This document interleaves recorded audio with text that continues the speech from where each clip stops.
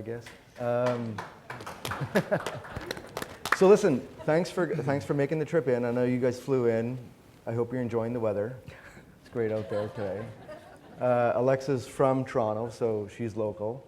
But it's great to have you guys here. This is sort of a continuation from a panel that I was a panelist on in Miami at MEF, and so we were talking about conversational commerce there. Today we'll sort of continue that conversation, but focus more on like what it is and what the opportunities are, what type of brands are using it, and just sort of get into that part of the conversation. So for me, I'm super happy to be moderating this panel and not being a panelist this time. I get to ask the questions, right? So that's great. But also because, like, I truly believe that this is probably the most market-ready use case that has the ability to draw in brands into the channel that aren't messaging today or aren't using voice today.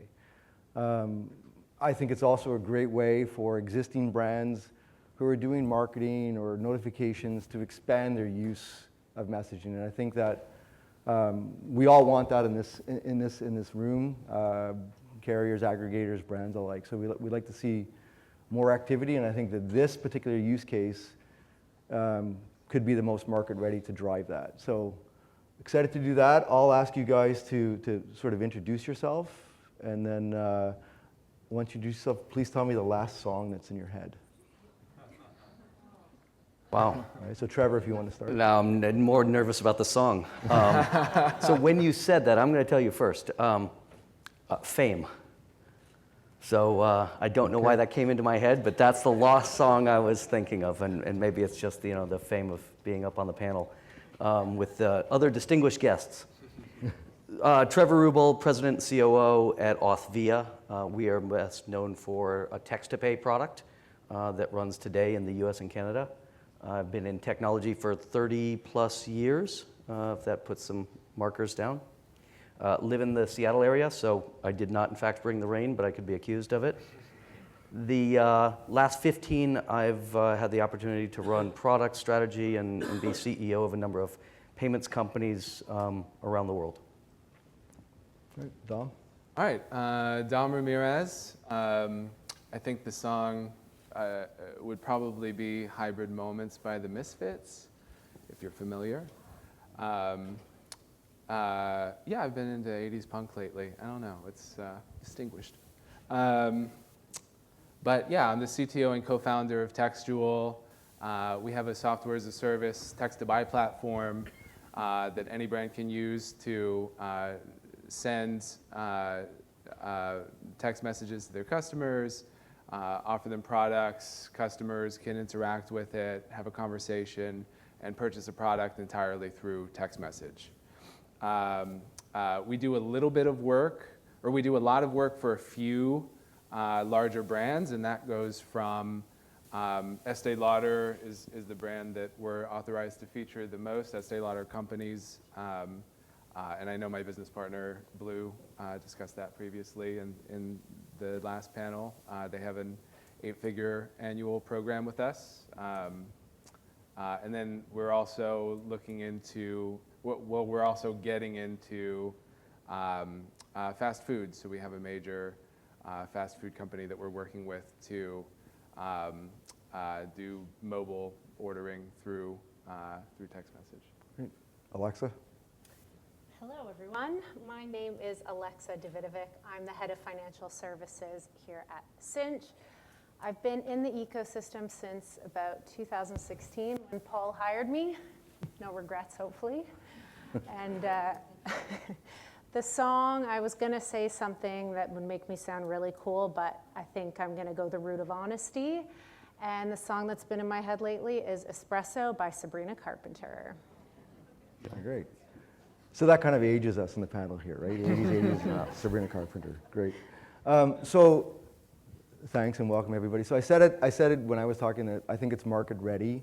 And I think one of the reasons why I feel it's so market ready is that there's brand adoption and there's consumer benefits to this is the way that I see it. So Trevor, to you, just can you talk a little bit about what you see as the brand benefits Yeah, from a brand benefit standpoint, and we work with thousands of companies across the US and Canada today, we probably see 5 or 6 reoccurring themes as brand benefits.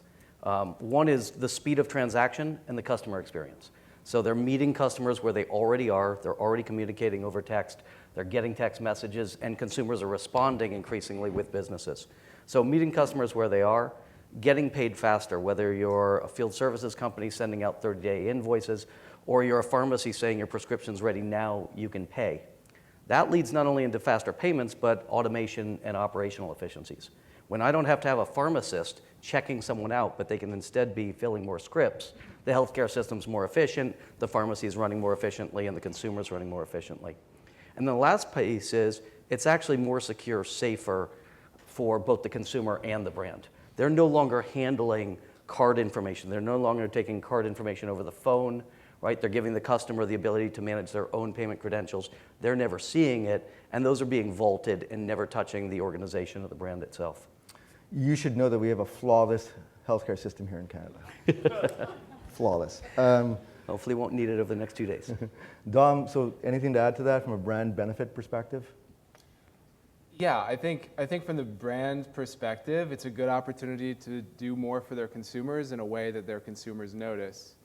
If it's the right use case, if it's the right placement of service against the things that those consumers care about, it's a great opportunity to personalize and create a one-to-one connection with that customer that you cannot do via broadcast advertising or any other medium, really. And you mentioned consumers, so Alexa, can you talk about the benefits maybe from the consumer perspective? I would say immediacy and convenience.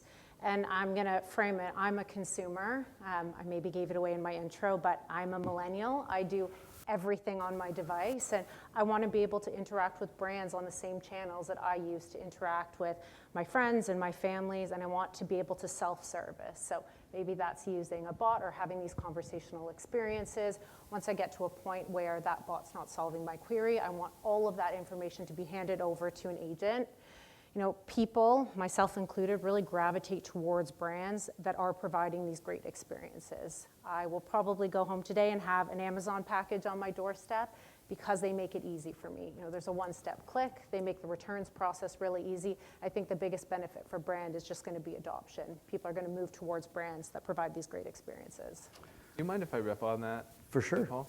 I love that you said, you know, this is how I interact with people. This is how I want to interact with brands. And I think in a lot of cases that's true, but there's definitely a new responsibility on the brand because text messaging is a sacred space. You know, I text my father, I text my wife, I text, you know, people in my family and my closest friends.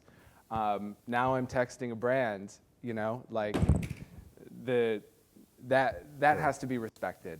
I feel. 100%, You know. Yeah. Needs containment.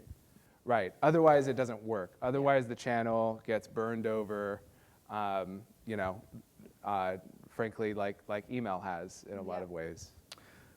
I'll just add to that. Like, I think, and I have a daughter who's turning 12 in September, and you like a millennial, what you want, and, you know, access to data information on your phone. And I've always just felt that, like, as we look at the younger generations, like, this is how they interact with brands. Like, this is their mode of communication. And, you know, if we look as they become consumers, I mean, my daughter's already a consumer, believe me.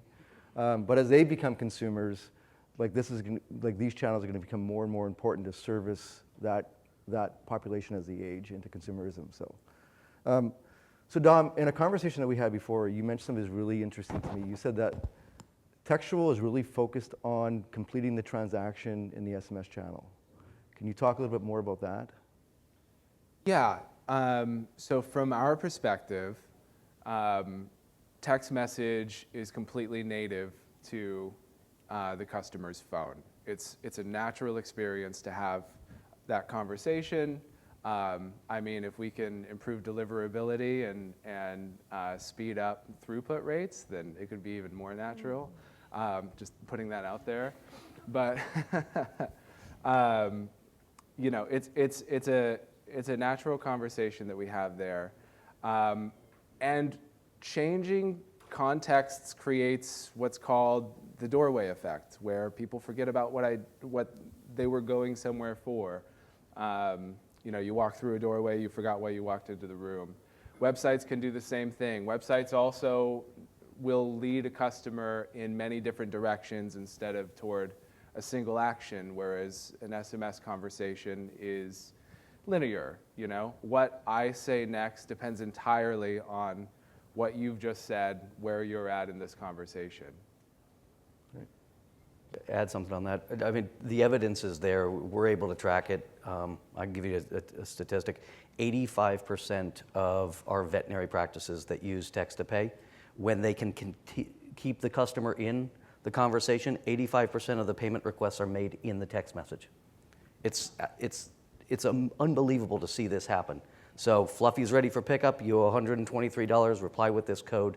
The payment happens, and by the time you get to the veterinary practice to pick up Fluffy, Sally Sue at the front desk has only one thing to do: bring the animal out or let you come in and get it. It's a magical transaction, and we see that in NPS scores. I couldn't agree more.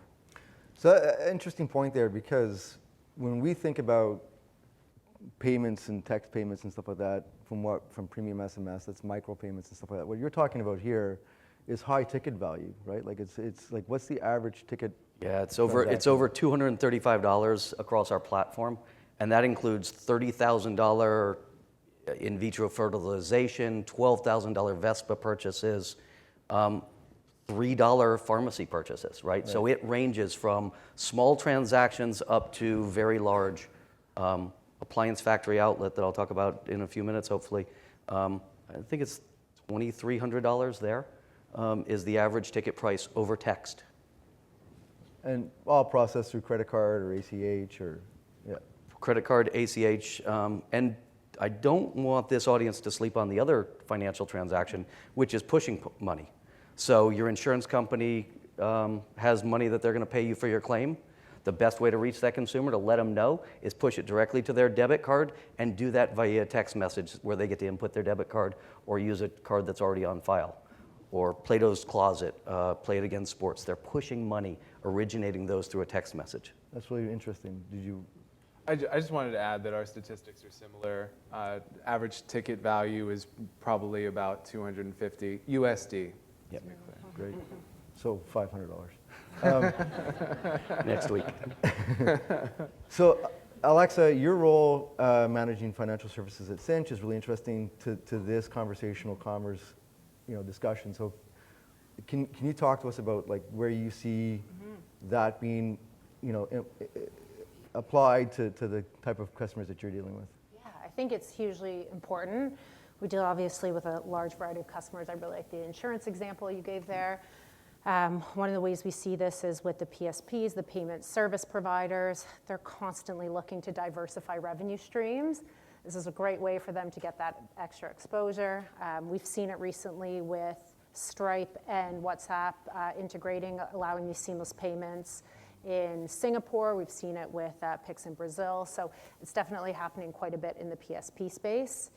And then talking a little bit kind of that conversational commerce and text to pay as well with digital banks, right? They don't have these bricks and mortar branches where you go in and do your traditional transactions. So they really need to change the way that customers are interacting with the bank. They need to make that seamless and frictionless and do that by using these messaging channels and using these experiences like text to pay to be able to maybe adopt new products, things like that.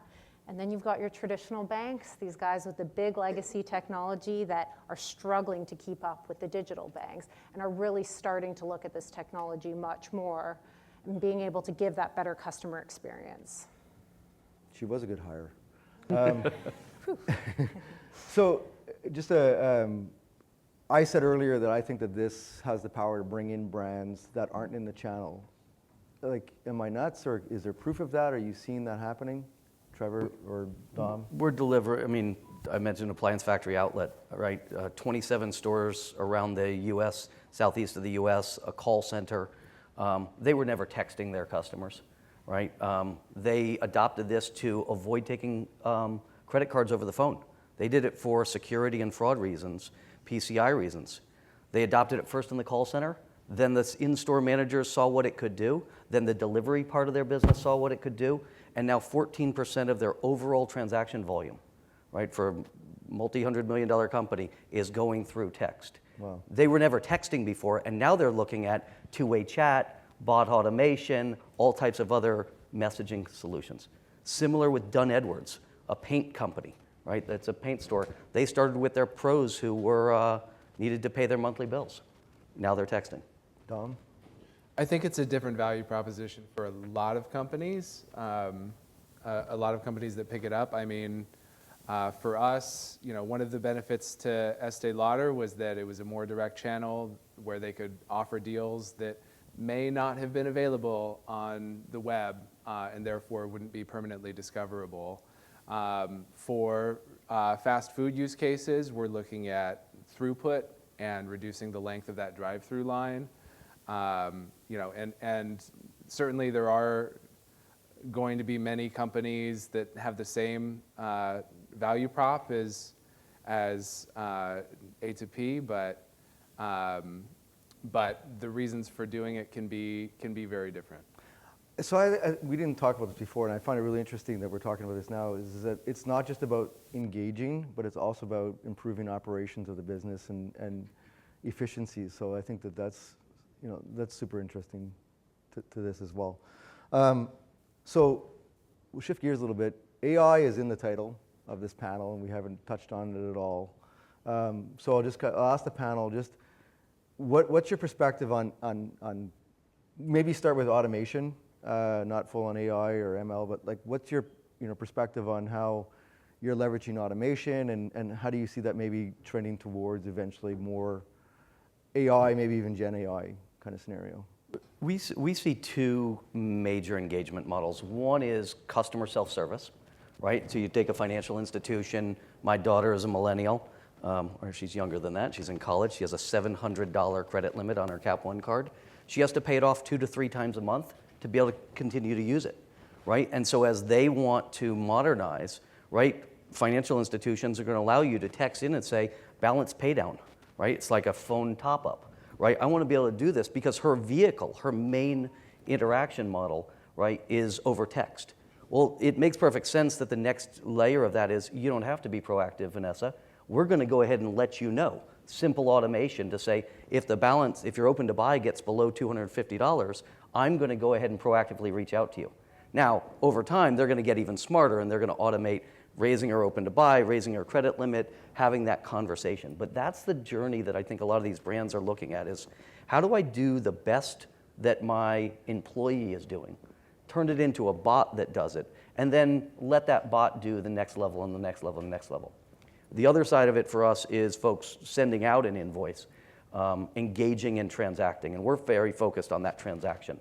The engagement up front, right, where Dom's company does a tremendous amount of work, is the conversation that leads to the commerce part of conversational commerce, right? And I think there's opportunities both on the transaction side, that transaction, and the engagement, and Dom can probably talk more about that. Dom? Yeah. Do you mind if I talk about AI and NLP? Riveting. Versus Let's just tackle automation. it. Yeah, I mean, the kinds of automations that we will do will be relatively similar to your Klaviyo, marketing automation platforms. We're sending product replenishment reminders. We're encouraging you to initiate a conversation, or we're encouraging you to add more preferences to the platform. But I will say, I want to throw back to Ruth's talk earlier. She mentioned this 4-step cycle in conversation, and one part of that is understanding.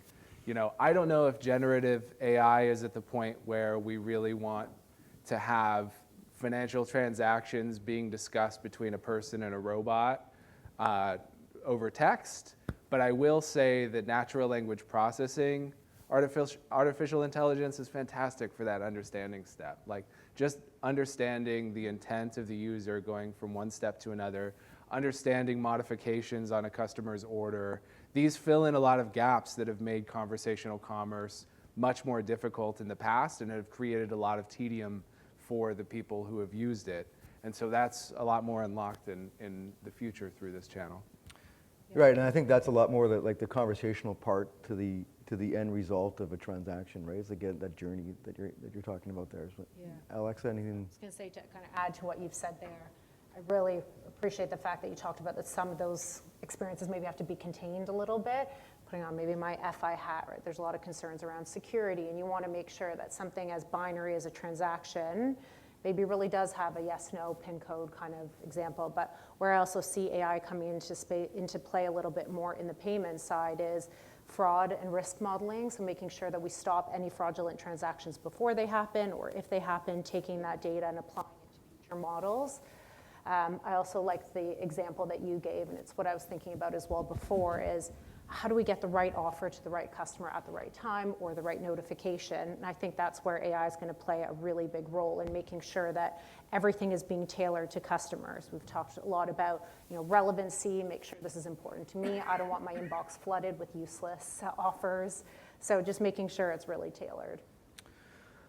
So that's great. So the other sort of major sort of topic around the room is RBM, is RCS. How do you see conversational commerce and the transactional aspect of things leveraging RBM? I think maybe it takes a little bit of a transformation, even in this room and rooms like this around the world, certainly around the United States and Canada. I don't look at messaging as a derivative of the telco industry, right? I was in San Francisco in the 2000s, late 99s, 97, saw the rise and then collapse of e-commerce.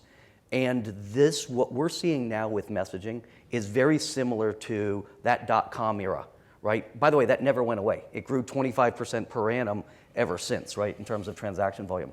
And so if you look at conversational commerce and messaging as a new platform, right, then you start to think, yeah, we're going to have generations and generations and generations of technology improvements.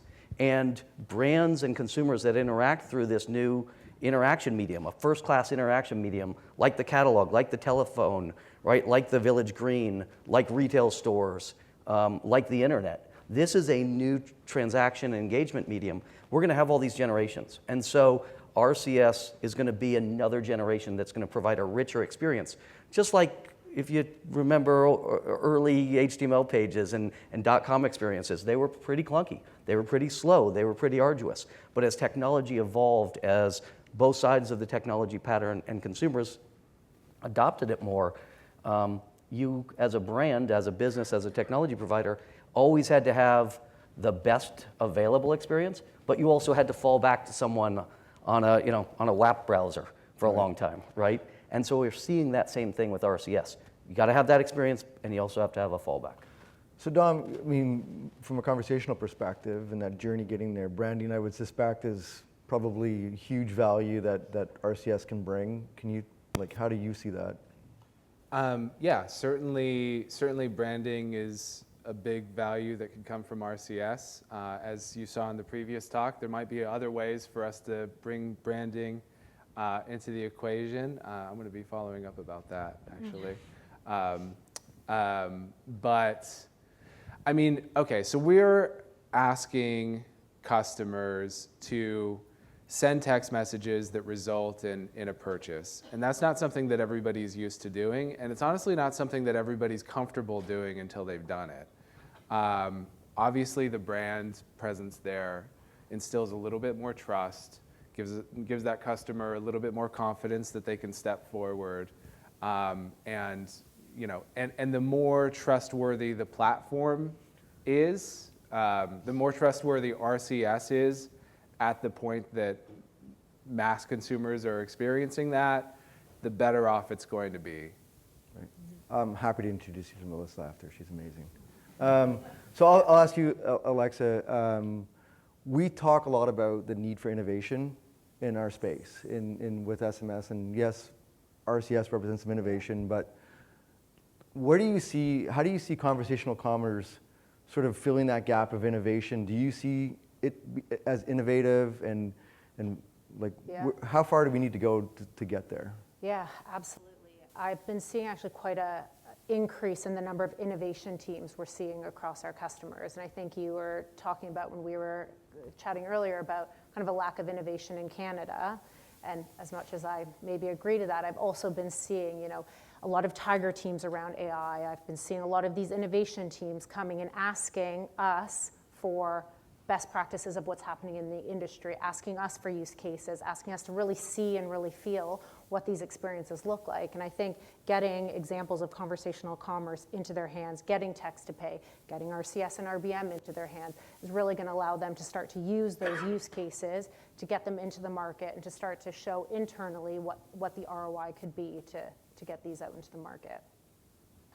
It's a flywheel, it's a virtuous cycle, right? The more functionality that exists in the experience, the more consumers are going to use it. The more consumers are there, the more brands are going to use it. So every time you add a new capability, right, you make it easier and easier.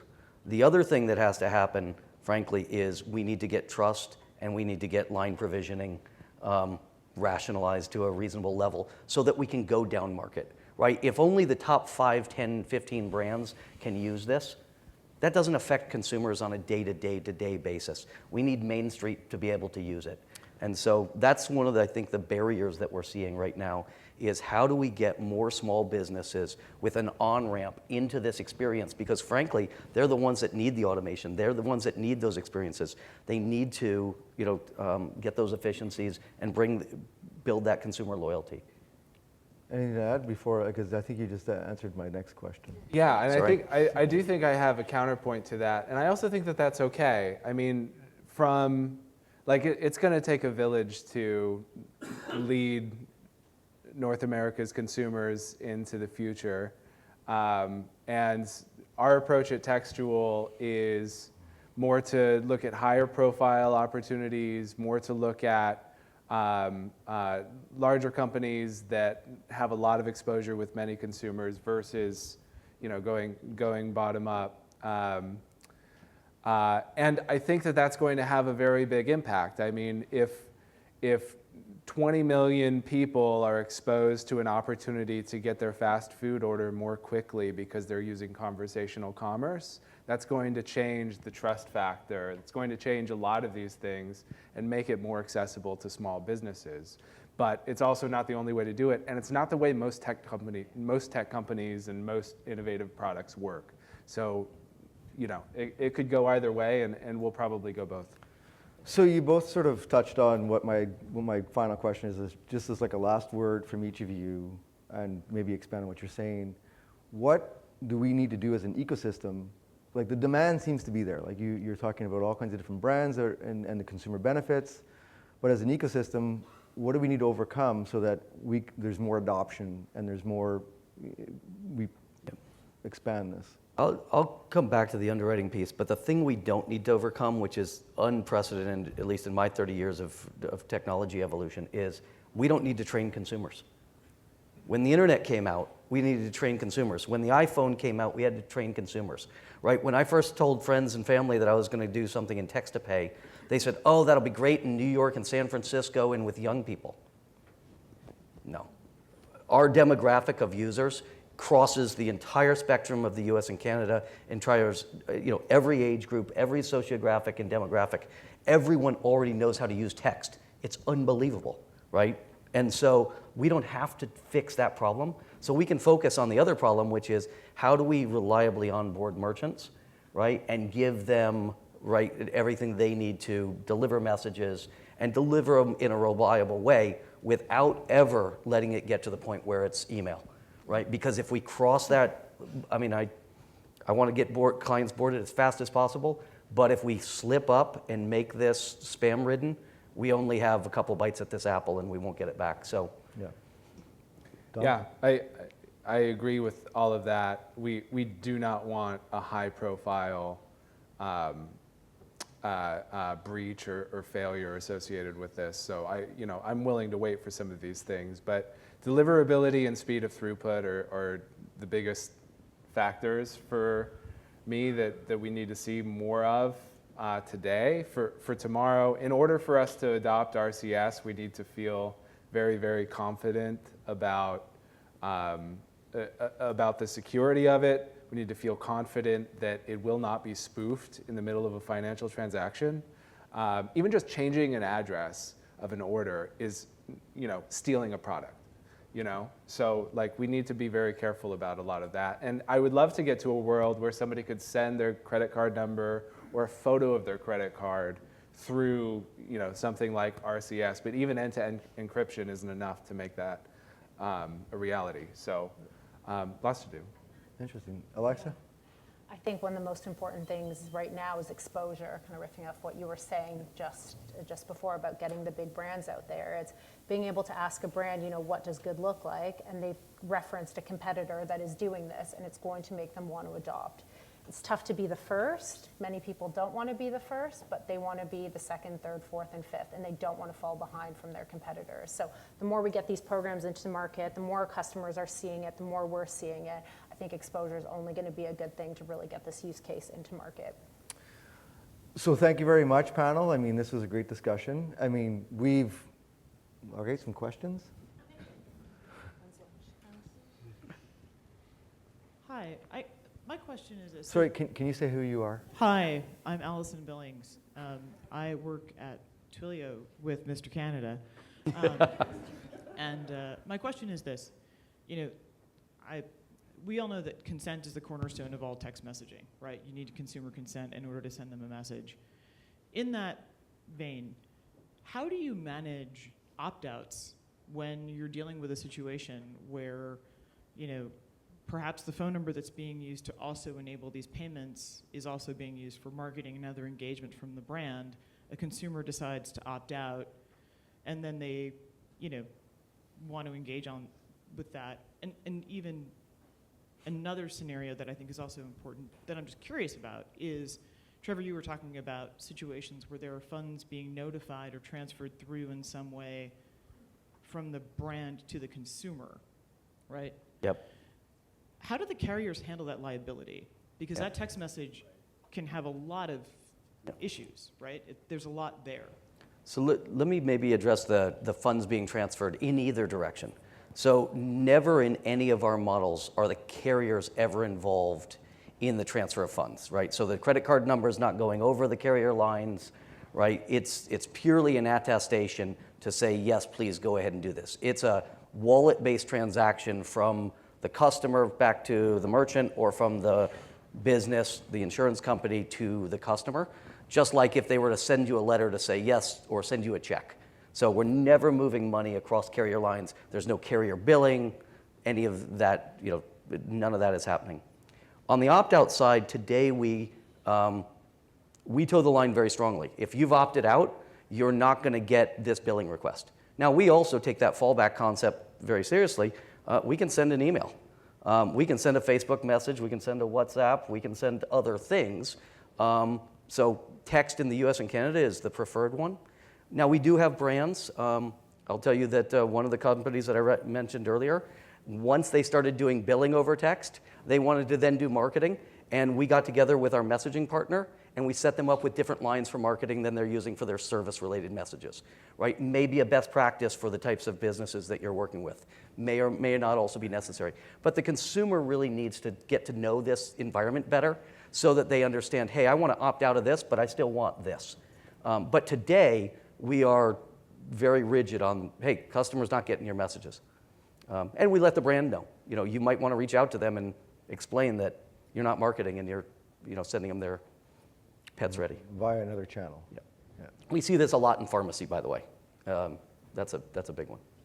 I'd also like to say, so in our case, we try to be as conservative about that as we can. If you're opting out of one SMS program, even if we're not associated with it, we want to be opted out too, and we'll loop into sometimes other platforms like Shopify. Somebody opts out in another way of SMS promotional messaging via Shopify, then we take a webhook from that and we opt the customer out too. I also want to say thank you for teaching me the word octogenarian. I really appreciate that. I like that word.